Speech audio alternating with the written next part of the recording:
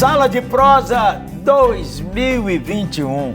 Pense no encontro Sustância. proparoxítono. Agora você buscou no fundo do baú. Aquelas aulas de português agora. Menino, você sabe que 2020 deu muito fruto. Puxa aqui, gente boa. Essa Bíblia brutal, Bíblia expositiva do Mestre Hernandes. Se você não tem, Sala de Prosa recomenda. Fica conosco, hein? Tem uma conversa boa. É desse jeito. É boa, boa, boa.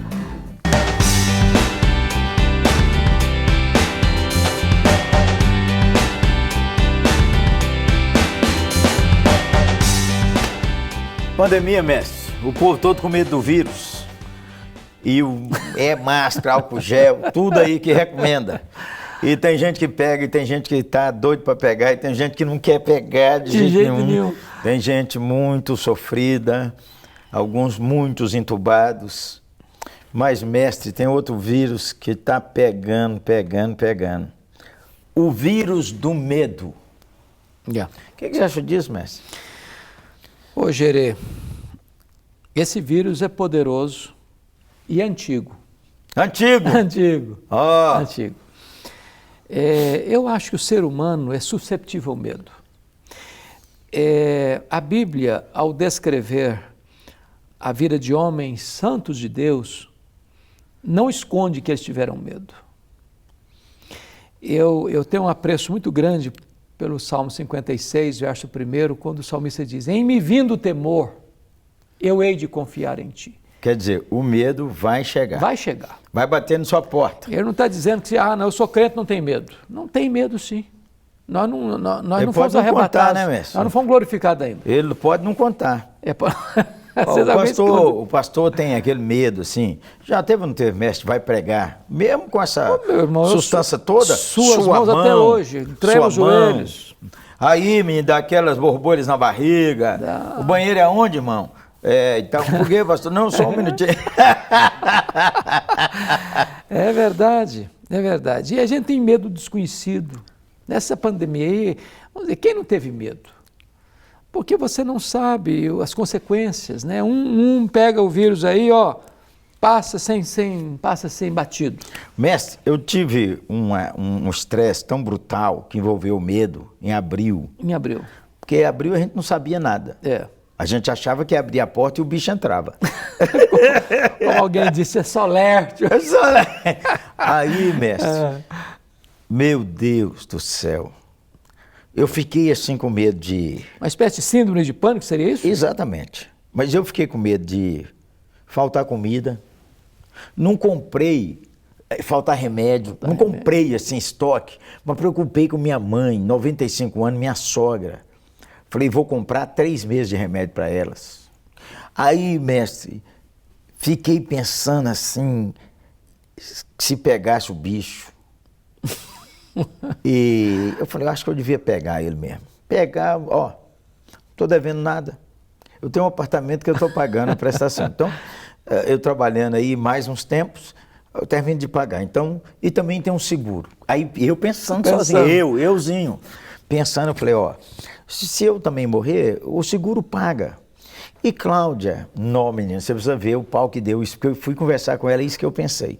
Eu falei, Cláudia, uma mulher tão bonita, eu morro daí uns tempos, ela arrumou outro marido. Não, rapaz, pensa num B.O.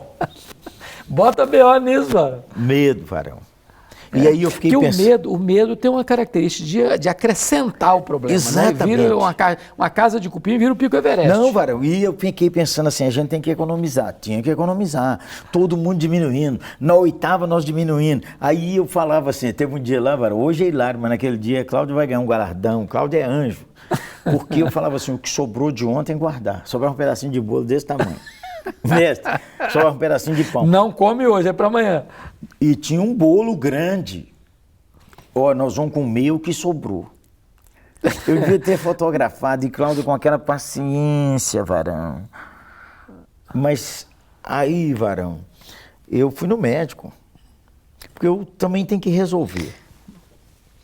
Porque às vezes o medo, tem esse medo, como nós falamos do pregador, que às vezes resolve rápido. Tem um medo que é bom, né, Gerê? Tem que o medo que é bom. E tem um medo que é perigoso. O medo que é bom é porque se a gente não tivesse medo, a gente se arrebentaria aí. Você está doido, tomava não? cuidado, né? O não cara tinha fala prevenção. comigo assim, pastor, se tiver coragem, atravessa a piscina. Eu vou nada, Zé, eu não sei nadar. Agora, há medos que eles são fruto de um descontrole nas nossas emoções, que precisam de um tratamento médico. É. E não é pecado ir ao médico numa situação dessa. Não é Nem questão de falta tomar de fé. remédio. Porque às vezes as pessoas espiritualizam tudo e dizem, não, isso é falta de fé, isso é falta de confiança em Deus, tem que orar mais, tem que ler mais a Bíblia. Tem hora que na sua saúde fica tão abalada que você não consegue nem orar nem ler a Bíblia. É. Não, e eu fui no médico, fui no psiquiatra. E lá ele falou comigo, é química, pastor, química. Está faltando uma química no seu cérebro. Aí eu pensei, mestre, pensei comigo naquela hora. É verdade. Quando a gente faz o exame de sangue, não pergunta assim, 4 bifes, não sai lá, 4 bifes de picanha, 4 broa, 5 pão de queijo. Lá sai cloro, vitamina A, vitamina B. Então... Ô Gerê, eu li um livro, eu recomendo esse livro a todo pastor, A Religião do Cérebro, de um cientista brasileiro. A religião do cérebro. A religião do cérebro, que ele diz o seguinte, há muitas coisas que podem afetar o nosso comportamento, que a maioria atribui a fenômenos espirituais, que nada mais é do que uma falta de um elemento químico, às vezes, no cérebro, que vai lá e toma um remedinho certo, compensa aquilo, resolve aquilo, e aquilo que se atribuía, às vezes, ao diabo, ou à fraqueza humana, ou à falta de fé, ou seja, o que for, não passa de um problema orgânico. Precisa ser tratado e resolvido. Então, gente boa, a medicina, Deus deu só para o incrédulo. A outra coisa é, mantenha sua vida de fé em alta. Há medos que vêm que eles são rebatidos com as promessas de Deus. Isso aí. Segundo, a Bíblia vai te dar coragem, porque há certos medos, mestre, que está acontecendo aí com a pandemia, que o cara acha que se ele ficar dentro de casa, ele está protegido. Ele não sai para nada, NADA, nem os jovens. Irmão. E tem um outro aspecto, Gerê, por exemplo, Paulo diz lá para Timóteo que o medo é mais do que um sentimento, o medo é um espírito. Um espírito. É, um espírito.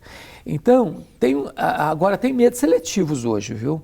Medos convenientes. O camarada não tem medo de supermercado, ele não tem medo de entrar num avião lotado, ele não tem medo de pegar um ônibus e estar lotado, mas ele tem medo de ir na igreja. O culto é que o bicho está lá mesmo. É que o bicho está lá. Então, que negócio é esse? Que o cara não tem medo de sair para outro lugar, mas tem medo de ir para a igreja? Então, para o culto, irmão. A igreja é, claro, é responsável, é cuidadosa. Nós não estamos dizendo que você não tem que ter cuidado, prevenção, álcool gel, máscara, etc, etc. Ok. Mas tem gente avançar, menino. Tem gente que está tirando quarentena de Jesus, viu? É preciso avançar. Você sabe que se você estiver enfermo, se você desconfia que está enfermo, vá ao médico. Meu marido não quer ir, leva. Minha mulher não quer ir. Menino, promete a ela aquele negócio, assim, aquela viagem, quando abrir tudo, que vai ser brutal, e leva ela para cuidar. Mas há aqueles medos que você tem que repreender com oração, palavra de Deus, comunhão com os irmãos, e ter um amigo assim. É uma bênção, mestre, ter um amigo que eu posso ser eu, abrir meu coração, sem medo de conversar, ser censurado. Sem medo de ser censurado e onde sua alma vaza. Outra coisa, não tem a vacina do vírus do medo, que você toma 1, 2 doses, 3 doses e está curado. A vacina do medo é diária. Todo dia. Mas você falou do Salmo 46 comigo, né? E ele trata ali de 2 circunstâncias gravíssimas. Primeiro, de uma catástrofe natural, né? O mundo, a terra está transtornada, os monstros estão derretendo, está falando de tsunamis da vida, de enchentes terríveis, de catástrofes naturais terríveis. Depois ele fala de um cerco, né? Exatamente. Um cerco de um inimigo que está cercando a sua cidade, vai invadir, vai matar, vai arrasar. E é nessa conjuntura que ele diz, não temerei. Não temerei. Então, significa o seguinte, que eu posso perder o controle da situação, mas Deus não perde. Amém. E a minha vida está nas mãos desse Deus que está no controle das circunstâncias. É por isso que a gente pode triunfar sobre o medo. Você não controla a sua vida, não controla a vida daqueles que você ama, mas você pode deixar aos pés do controlador. É isso aí. Nosso Senhor Jesus, que ressuscitou dentre os mortos. Ô, gente boa, você está assim tenso, intranquilo? Converse com alguém, ligue para alguém, peça um apoio. Não resolveu, está tendo sudorese, não está conseguindo dormir, vá ao seu médico. Mas acima de tudo, reate sua comunhão com o Senhor diariamente. Amém. Amém? Amém. Ore por nós, mestre. Oro. Deus, Tu conheces o nosso coração.